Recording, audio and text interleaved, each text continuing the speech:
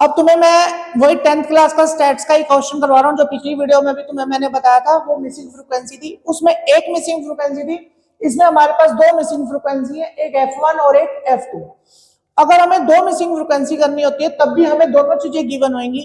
एक तो हमें इन फ्रीक्वेंसी का टोटल गिवन होगा और एक हमें मीन की वैल्यू हमें ऑलरेडी गिवन होगी। तो अब इसको कैसे सॉल्व करना है, पहले तो वही मेथड वही लगाएंगे हम, डायरेक्ट वाला ही। सबसे पहला काम है 0 और 20, 20 का हाफ हो जाएगा तो 10, मिड वैल्यू निकालेंगे इसकी।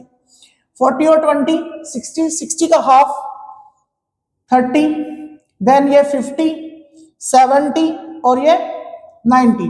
अब एक्स आई एफ आई इनको मल्टीप्लाई कर लिया जाएगा, 17 into 10 170, 30 into F1 30 F1, 50 into 32 1600, 70 F2 और इनको मैं मल्टीप्लाई करके आ गया 1710।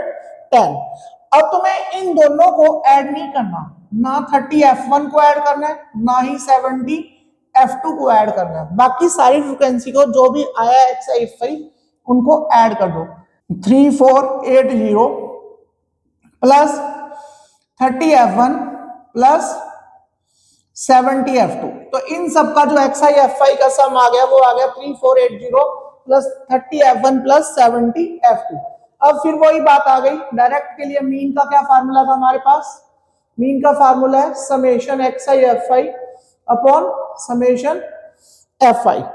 अब यहाँ पे मीन कितना गिवन है हमें 50 और एक्स आई एफ आई कितना आया 3480 प्लस 30 F1 प्लस 70 F2 और फ्रीक्वेंसी की टोटल वैल्यू कितनी दे रखी है हमें 120। यहाँ पे हम इसे क्रॉस मल्टीप्लाई कर देंगे, 120 into 50 6000, 3480 plus 30 F1 plus 70 F2, ये इधर जाके माइनस हो जाएगा, 6000 minus 3480 is equal to 30 F1 plus 70 F2।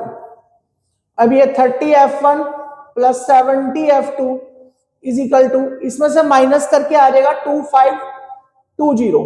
अगर हम 10 यहाँ पे कॉमन ले लेते हैं 3 F1 7 F2 ताकि थोड़ी वैल्यूज छोटी हो जाए, सोल्व करना इजी हो जाएगा, 0 0 कैंसल, 3 F1 7 F2, तो यहाँ पे वैल्यूज आ जाती हैं 3 F1 7 F2 is equal to 252। ये हमारे पास फर्स्ट इक्वेशन आ जाती है।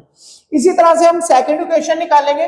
सेकंड इक्वेशन यहां से निकलेगी, ये जो 17 32 और 19, सिर्फ F1 F2 को ऐड नहीं करना, 32 और 17 हो गए 49, 49 और 19 हो गए 68।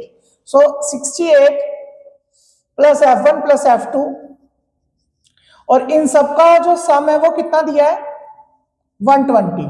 तो यहां पे वैल्यू आ जाएगी F1 plus F2 is equal to 120 minus 68, F1 plus F2 आएगा 52।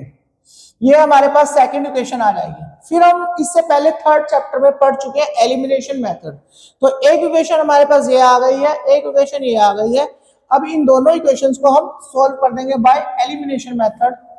3F1 7F2 is equal to 252, यहाँ पे आ गया F1 plus F2 is equal to 52।